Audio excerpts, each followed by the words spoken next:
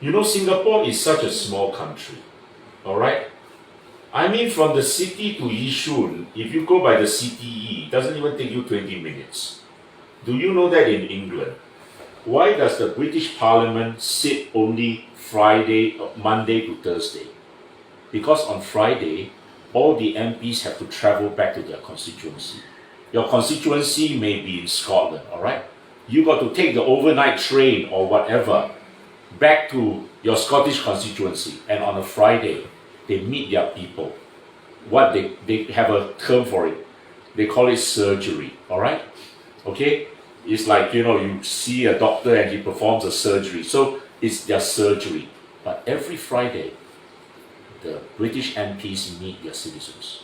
Why is it I hear in Singapore, oh, MP not meeting the citizens?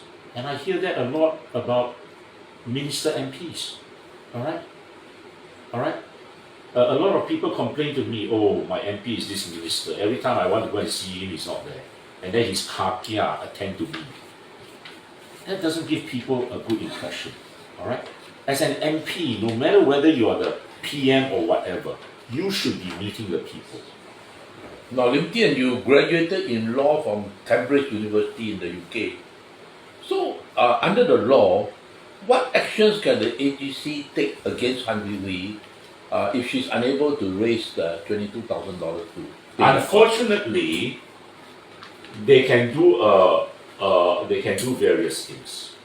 They can garnish her bank account, all right? So that means whatever monies is in her bank accounts, they can garnish and seize that and take that to the tune of 22,000. They can apply for bankruptcy against her, because in Singapore, once you have a debt of more than 15,000, they can come after you for bankruptcy. And I've known of several cases where people were bankrupted by the AGC for owing legal costs. All right? I represented an old lady, unfortunate, but in fact, the story, well, if you were her, had a nice ending. Involved in a very bitter divorce with her husband that went on for years, fighting over a $3 million property. For some reason, I was not her lawyer at that time. She has sued the AGC for various things. All right?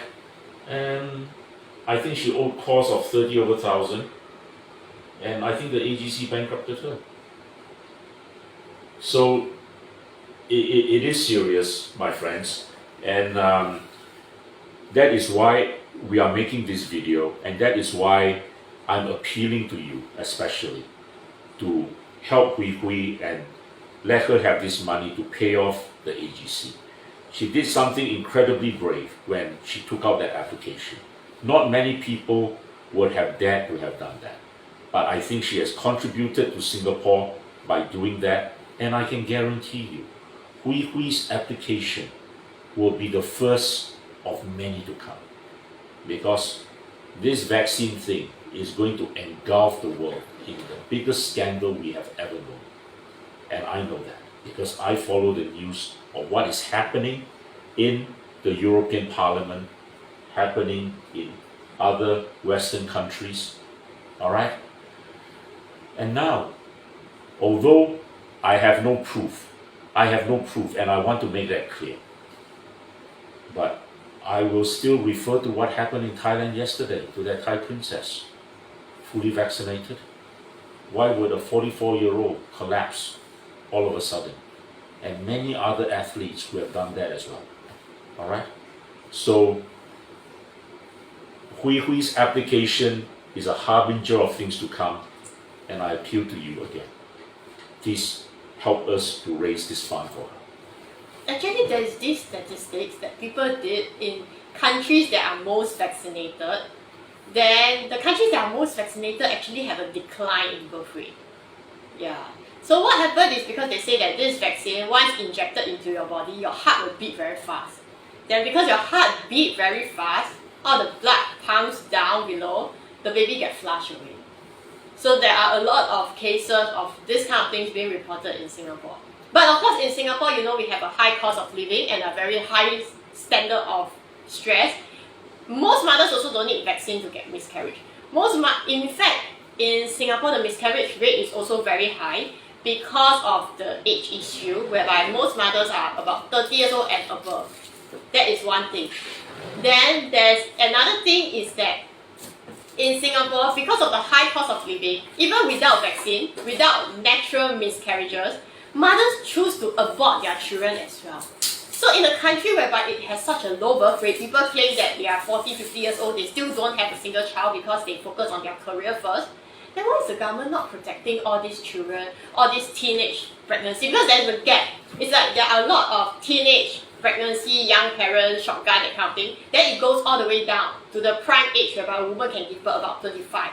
So at this age, the number of pregnancy and birth goes down. Then it goes up again at 30 years old. So this is how the age of mothers in Singapore, and there's this trend. So why don't we protect the mothers who are around their early 20s and let them have their children, then give birth to the next generation? Because if these mothers go for abortion as well, then there is also another issue is that they will suffer from secondary infertility. Then that also explains why Singapore have a low birth rate. Because once they abort the children, they cannot have their next child as well. Now, Honeywee, you are one of the 6 joint litigants in the judicial review, right? Do you know if the AGC is chasing the other 5 to pay the 22,000 or so? No. Because this is political persecution. So when something is political persecution, they have just one target. And everybody knows it. So when will this political persecution stop? Because in 2013, it was AGC getting involved because the statutory board tried to use taxpayers' money to sue me for defamation. In 2014, I was being charged all the way to 2016. The trial lasted for about 2 years. Then in 2017, that was when I was threatened again by the AGC. And every time the AGC sent letter, I'm not the person who signed the letter. That's also another issue. Yeah, and this time round, the person who has been signing the letter got so fed up. The person did something, which I'm not going to say, and then it ended up that the AGC declared that they cannot find me in the whole of Singapore when I'm sitting in Yishun in the Law Minister ward every single day. Because I have a baby, I can't possibly just leave the house. I have 3 babies to take care of, with the other 2 running about. Then that lasted in 2017. So in 2017, they wanted me to basically stop posting everything online.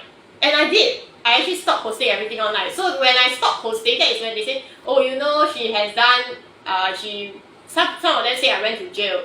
Some of them say I seek asylum. Some of them say whatever. They just continue saying all kinds of things about me.